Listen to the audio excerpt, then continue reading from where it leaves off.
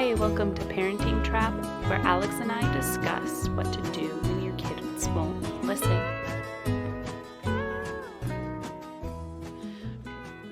Today, we wanted to talk about what to do when your kids are not listening. Yes, I think a lot of parents have this question. They go, oh, my kids never listen to me.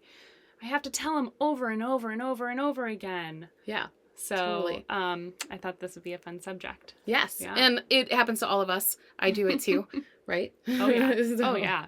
Yeah, I find myself sometimes across the room barking orders and then realizing, wait a second, this isn't working. It's not.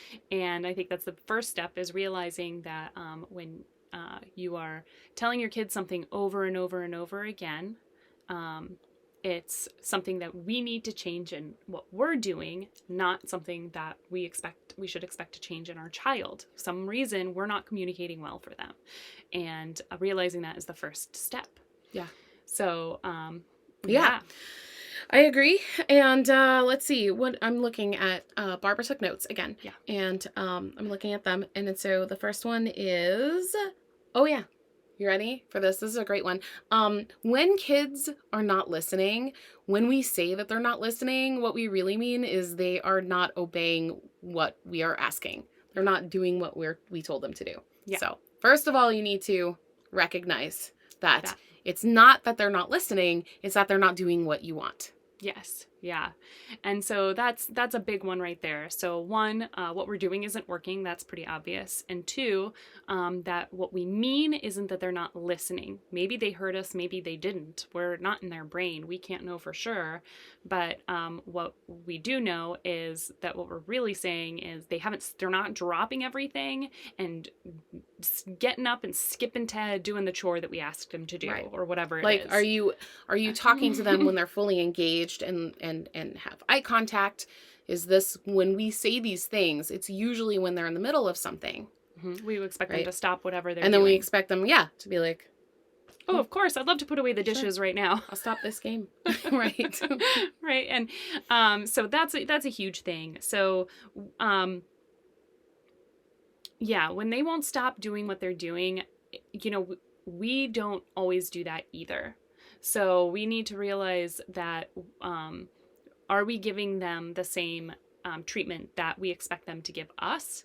And how do we navigate that? Because when we just scream something from across the room and your kid isn't dropping something, it's because we're not valuing what they're doing. Yeah. But also, we don't necessarily do that for them. And, how often are you on your phone trying to text with your partner and, because that they're at the grocery store or something, and all of a sudden your kid's going, help, mom, help, dad, help. And you're going, hold on a second. Okay, hold on a second. Hold on, I'm just getting back to your father. Hold on. I'm just getting back. I have to interrupt you here because you're like, help. And when you say that, I want people to understand when you probably don't mean help in they're actually in trouble help, but the help, because yes, kids will say help when they need help with getting a toy down or spelling something or various other things. So that I think when you said help, you meant not emergency help. When your kids are asking for help in an emergency, definitely stop what you're doing and help. Yeah, I think every parent would drop everything. If my kid fell into a pool and was asking for help, I wouldn't be like, I need to get this text through. Yes, no, that scream jumping into goes that into pool. Our brain. Yeah, Yeah. There's a certain tone of voice that will make it through, and when this is the reaching up to get a toy that they can't reach, or asking for a snack that they can't get to, and we need to help them with that. We might say, okay, 1 minute, why should they value what we're doing any more than what their agenda is? And we expect them to kind of always prioritize our needs. And that's not fair. No, it's not. Especially when we almost never prioritize their needs. Right. So a lot of people, and this is exactly what we were talking about when we did the play episode. We said it's important to value play. This is valuing play. What they are doing is as important to them as what we do is important to us. So when I'm cooking dinner, when I'm working on work, when I'm doing something that's important to me, and I say, hold on, I'm doing something important, and my kid is playing with the Legos, and I say, hey, can you do this thing? And he's not responding, that him playing with Legos is as important to him as me doing dinner or work or whatever else I'm doing. Yeah. And we should value that. We should value that. Mm-hmm. So it's really so important. It's so important to realize that. And when we interrupt them constantly, you know, we are interrupting the whatever learning process is going on there. And I mean, how often do you also hear parents say something like, oh, my kid can never really focus on anything? Well, if you're constantly interrupting your child from their focus, when are they going to ever learn those skills of focus? Right. So we should nurture that. And when you say that, when parents say that, do you mean that they never focus on anything, or they never focus on the things you want them to focus on, like homework? Good point. Because when I found kids do focus, they focus on the things they care about. Mm-hmm. So yeah, I mean, we have to start using those empathy muscles and looking through their eyes as much as possible to change our frame of mind so we can respond in these situations better. Yeah. Yeah. Absolutely. And I think that gets us into a little bit here too. Did we do everything on that page? Not quite, but Oh, I what did kind we of skip? looked. So I was going to get into like, what do you do? How do you handle these situations? Because sometimes it is important. Sometimes you need to get up. You have an appointment you need to get to.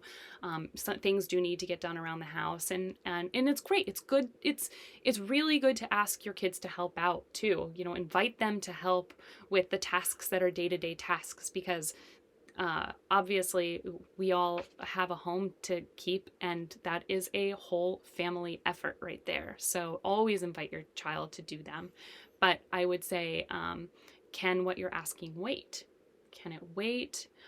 Is it something you can do? Is it something you can offer to help them do while they do it? Because sometimes doing things together is more fun and easier than doing them alone. And you know, allowing the child to kind of choose those things, maybe a little bit more on their own time, would be a really good kind of way to go into it. Yes. Well, and also if you need your kid's attention, then I suggest connecting first. So if you feel like they're not listening and you're screaming something from across the room, then there's a problem right there.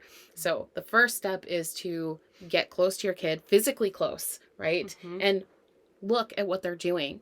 Oh, wow. Can you tell me about what you're working on? Mm-hmm. You can say that. You can ask questions. You can make observational comments. It looks like you just put the blue Lego on top of the green Lego. And they might go, yeah, look, I did green, blue, and now it's going to do red. Mm-hmm. Or I'm building this thing, and this is what it does, and look, and they'll get really excited about it. So there, you're connecting with your kid. This is so important, and we should be doing this with our kids as much as possible, because this is what fills their cup full of love. This shows us that we care about them and we love them.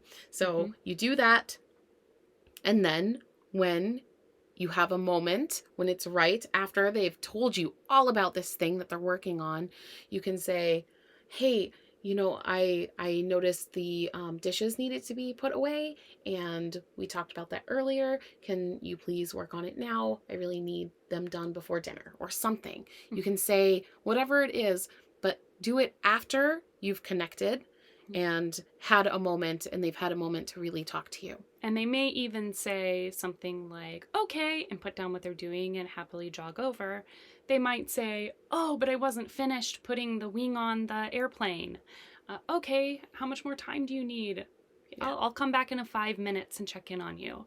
And that's giving them, showing them that you value their work. So, you know, that's the whole picture right there.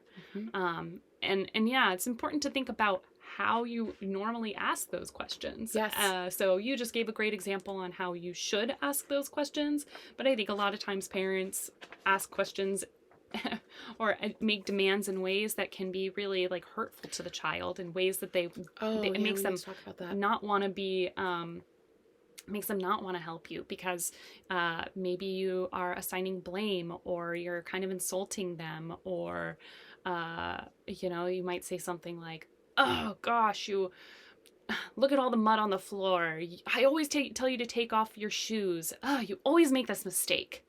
Yes. And it's like nobody feels good when they just get thrown blame all over them. Like, all the mud's not my fault, maybe someone else in the family brings mud in too. And even if it's not, and your kid's the one that did it, it doesn't matter. The mud's there.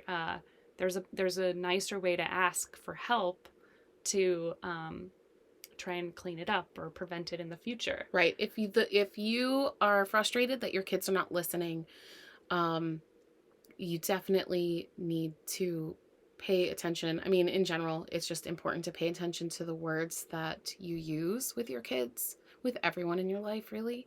I mean, this goes for all relationships. So, yeah, like, definitely pay attention to how you ask for these things. And don't say things like, "What were you thinking?" Or, I don't know. What else? There's so many ones. Yeah. What were you thinking? Or You sometimes always do this. You always do this. Or even sometimes it's comparison. Your sister never makes this mistake. Oh, God. Yeah.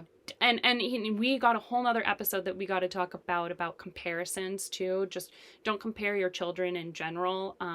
Or any kids. Any kids. Yes. Yeah. Don't. Oh, well, Susie's always over here and they never make that mistake. Yeah. There's no better way to make your child feel like completely inadequate than to constantly be comparing them to everyone else around them. That's a shameful statement right there. Yeah. They can do it. Why can't you? Right? Yeah. That's the message they're getting. Yeah. They automatically don't feel loved and yeah, sorry. That was a strong statement. Yeah. It was a strong statement. But I think that's true. And it's chipping away at their self-esteem, for sure. When you say negative things like that or put things in a negative light, then kids and all people will put up their defenses. So no matter what comes after that, it's going to be met with resistance. Yeah. I know it would for me. Yeah. Yeah. If somebody threw a statement like that of blame at me and then asked me to do something or change the way that I was, I'd be like, I don't know if that's a me problem, Yeah. It's tough. I mean, even if it does work, the psychological damage that it can do is horrible. Like, I'm never good enough. Mm-hmm. I can never do right. Why? I mean, you're setting your kids up to feel like they have to please people to be of value in this world. Yeah. And like, how many people get stuck in that trap? Oh. And I know I have. Oh yeah. It's not a healthy place to be. Right. That's a good point. Yeah. Yeah. Yeah. We want independent children. And free-thinking children, and not codependent children, and not manipulative children, or more so adults when they become adults. And that's by treating them well themselves and treating the other members of your family that way. Yeah. And it takes this kind of parenting takes work. So I'm not going to say it doesn't. Almost all of our advice, if you haven't caught on by now, is almost always changing the way we do things with our children, not expecting change from our children. And I'm not going to try and pretend like that's an easy thing to do. It's not. And I struggle with it on a daily basis. I try to acknowledge my mistakes and I try to move on from them. And it's okay. You don't have to be perfect all the time. No one is. You cannot be perfect all the time. You can't. I mess up all the time. Yeah. It's so hard. This is so hard. So much of parenting is working through your own shit. Like our own baggage. It's our own baggage. So sorry, I swear. Yeah, no, it's that's what it is. Trying to keep it clean. Yeah. I got excited there. Got excited. Sorry. Okay. But yeah, this is a good one, because I think that this is one of the first foundational steps in helping your children is communication. And being able to kind of break the cycle of these nasty communication habits. This can be huge in your relationship with your child. Yeah. Well, we are teaching them what a healthy relationship looks like. And if we have an unhealthy relationship with them, that's what they think relationships should be. Mm-hmm. This is Yeah. huge. Yep. Yeah. Yeah, this is a big one.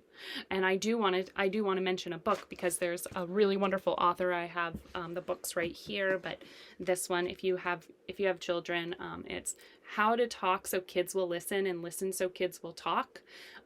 This is fabulous. It's a pretty fun read. They have like comics throughout. They give tons of examples. It's by Adele Faber and Elaine Mazlish.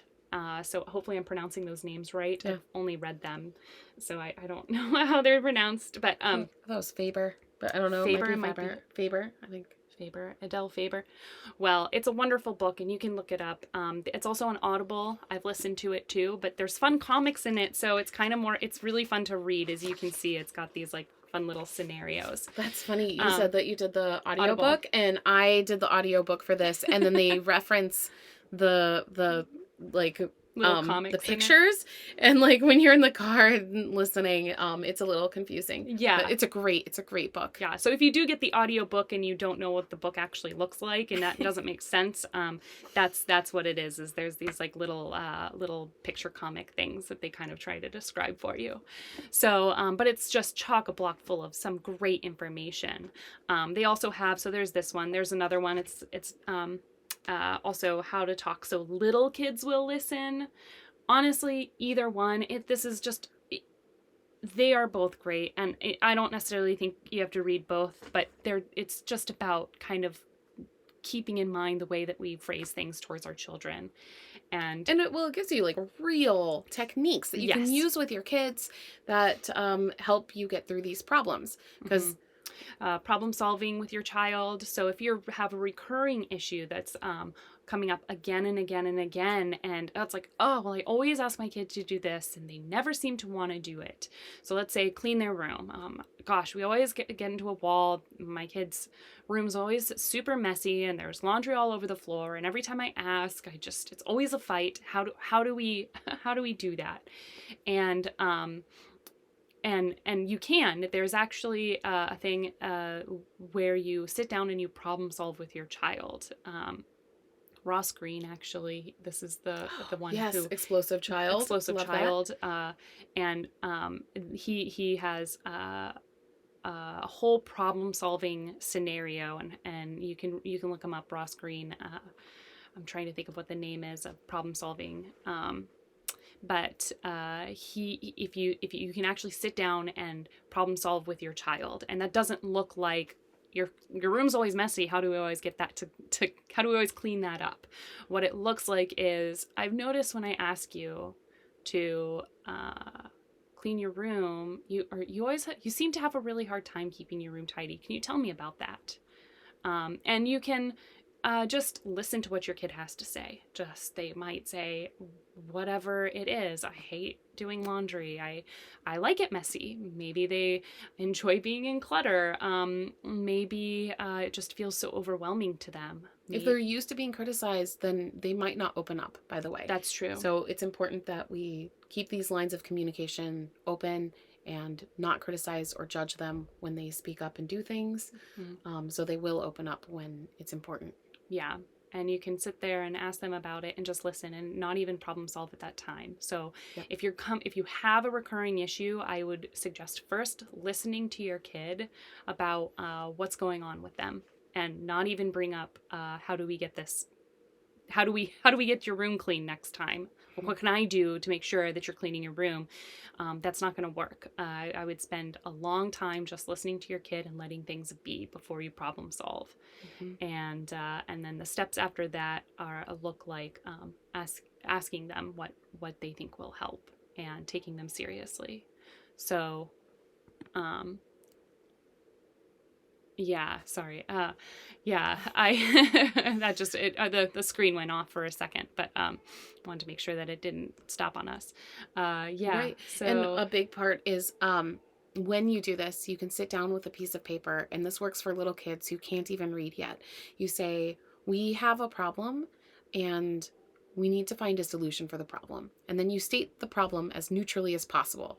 The problem shouldn't be, you never clean your room. The problem should be, I noticed that I mean, Sorry, my mind kind of went a million places there. Yeah. So it could be, I noticed that your room is messy, and sometimes that makes it hard to find the things that we're looking for, right? Whatever it is. But it can be stated neutrally, and then you get a piece of paper and a pen, and you say, let's all think of solutions. And everyone in the household can sit around and you write down solution. I offer solutions.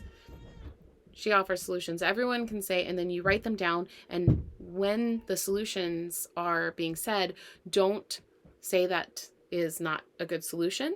You non-judgmentally write it down, even if it's something that is impossible. Like, maybe we can call Superman and he can clean the room for us. You write that down. Maybe we can call Superman and he can clean. And watching the kids watching you write this gives them the message that you're listening and that their voice matters. Mm-hmm. You're taking even though it it can't seriously. be done. Mm-hmm. Yeah. You're taking it seriously. Yep. Mm-hmm. So you write them all down, and then you say, okay, now let's go through the list and see what works for all of us. And you go through and you can read them one at a time. Blah, blah, blah, blah. Okay, this one doesn't work for me because this reason. Yeah. It could Cross be, it out. Mom always cleans up my room every night.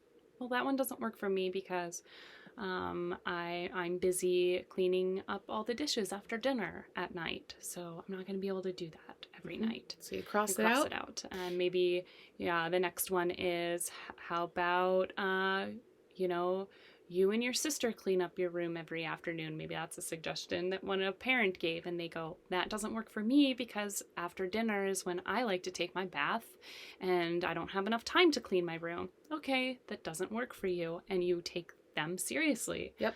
And cross it out. Cross it out until, and maybe there's a solution. Maybe there's no solution yet. Maybe there's a solution in there that suddenly would work if they say, well, what if you were to help me before dinner clean the room? Okay, I could actually probably help you clean your room. Yep. Like, if we do it together, that sounds reasonable. So you circle that. And then the next day, before dinner, you might say, hey, we got 15 minutes before dinner. How about I help you clean your room? Right. But you would circle, because every time I've done it, there's always been multiple solutions that the kids actually like that work for me. And you circle them all. And even if it was one that they didn't come up with, this process makes them feel like they're a part of it. And then you say, now from the circled ones, which one should we do? And you give them the choice to choose which one they want to do. That's great. And when they have that choice, they do it. It's amazing. Yeah. Yeah. And if for some reason you go through that process and it doesn't work for you, if you realize you're hitting a wall, or the kid says, oh, I'm too busy today, or whatever it is, you go, oh, okay. You let it go. And at a completely other time, you say, you know what, that solution didn't seem to work. Let's do this again. Let's sit down.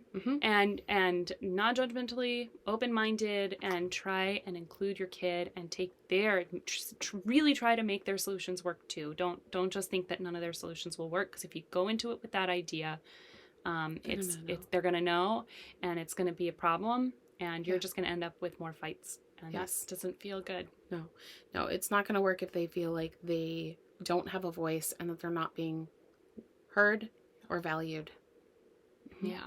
So I think this is a good episode. Yeah, this was fun. I liked it. Yeah.